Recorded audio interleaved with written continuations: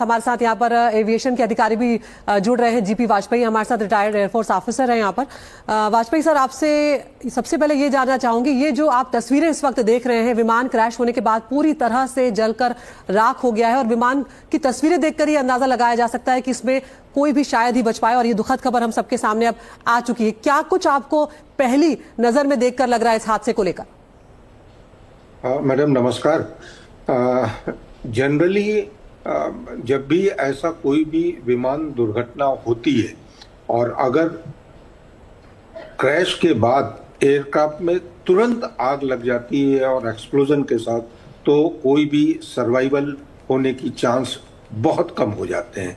जहां तक मैंने मीडिया न्यूज़ के थ्रू पता किया तो इस जहाज में ये स्मॉल सीटर चार्टर एयरक्राफ्ट था, 6 to 8 सीटर, जिसमें बिफोर लैंडिंग के पहले ही कुछ इमरजेंसी डेवलप हुई है, टेक्निकल प्रॉब्लम हो या कोई और अव्यवस्था डेवलप हुई, तो उसने एक इमरजेंसी लैंडिंग ट्राई की थी और एयरक्राफ्ट रनवे से स्किप करके एक्सप्लोड किया है, जो इंफॉर्मेशन अभी आई है मेरे पास। और इस तरीके की जब तक टोटल टेक्निकल डिटेल्स नहीं मिलते हैं, ये कहना बहुत मुश्किल होगा कि इस दुर्घटना का मूल कारण क्या था। एक बात मैं और जरूर जोड़ना चाहूंगा कि इस पॉलिटिकल लीडर्स के एसोसिएटेड एयरक्राफ्ट क्रैश में ये पहला हादसा नहीं है। इसके पहले भी माधवराव सिंधिया जी और YSR रेड्डी जी और बहुत पहले तो संजय गांधी जी के भी एयरक्राफ्ट क्रैश लैंड हुए और जिसमें उनकी डेथ हुई थी। वाजपेयी जी, इस विमान को लेकर भी अगर आप बता पाए, क्योंकि आप बहुत अच्छे से इसको समझते हैं, ये किस तरह का विमान था? क्योंकि सवाल यह है कि ये बहुत बड़ी उड़ान नहीं थी, मुंबई से सिर्फ उड़ान भरी थी और ये बारामती में क्रैश कर गया है।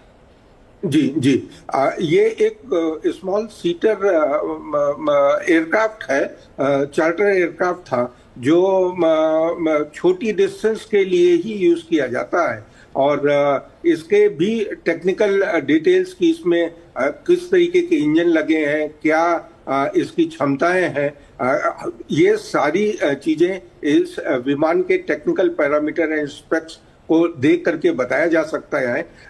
अगर तुरंत मेरे पास ये इंफॉर्मेशन उपलब्ध नहीं है। हाँ, एक बात जरूर वाजपेयी सर, हम बात कर सकते हैं इस बारे में कि जब छोटी जगहों पर जो एयर स्ट्रिप होती है, जो हवाई पट्टी होती है, वो छोटी होती है और हम अक्सर देखते हैं कि इस तरह की जगहों पर लैंडिंग जो है, चाहे वो छोटा विमान ही क्यों ना हो, बहुत आसान नहीं होती, कई बार दिक्कतें आती हैं। तो आपको लगता है कि यहाँ पर विमान की तरफ से या पायलट की तरफ से कोई डिस्ट्रेस कॉल दिया गया होगा जो बाद में ये सब बातें जांच में सामने आएंगी? नहीं, ये तो निश्चित है कि अगर ये बात मीडिया में आई है कि it was a emergency landing, तो उसने ये कॉल जरूर दी होगी एटीसी को। नंबर 1 बात। नंबर 2 बात, चाहे कितना भी छोटा एयर स्ट्रिप है, उस एयर स्ट्रिप पे एयरक्राफ्ट को लैंड करने के पहले DGCA से और एयरपोर्ट अथॉरिटी से क्लियरेंस लेना होता है, जहां पे ये सुनिश्चित किया जाएगा कि उस एयर स्ट्रिप को कवर करने के लिए ATC सपोर्ट है, साथ ही उसके पास फायर फाइटिंग फैसिलिटीज हैं, जैसे फायर। एयर ट्रैप पे उतरेगा ऐसा लगा, उतर रहा है, लेकिन क्रैप हुआ और उसके बाद स्फोट हो गया उसका, जबरदस्त स्फोट होने के बाद वो हम देखने आए, पहले देखा तो उसको आग लगी थी पूरे प्लेन को, और उसके बाद 4-5 स्फोट हो गया विमान में उसका, और उसके बाद बहुत लोग आ गए और उसने निकालने की कोशिश की, लेकिन बड़ी आग लगी, उसके कारण कोई मदद नहीं कर सकता,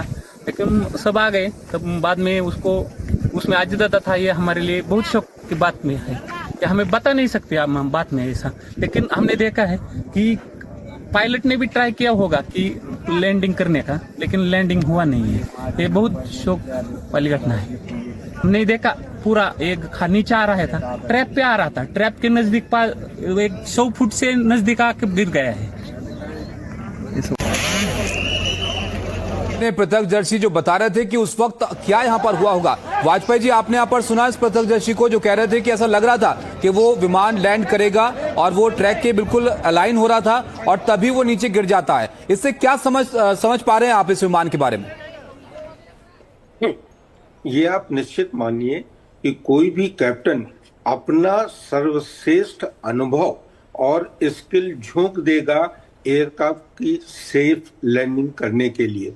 अगर विमान ही नहीं सहयोग कर रहा है तो वो उसके सारे प्रयास निरर्थक हो जाएंगे।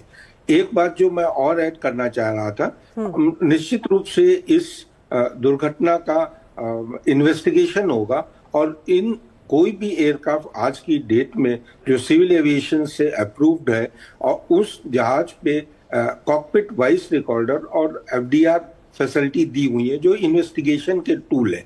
जब उनका अध्ययन किया जाएगा तब क्लियर होगा कि क्या तकनीकी खराबी थी।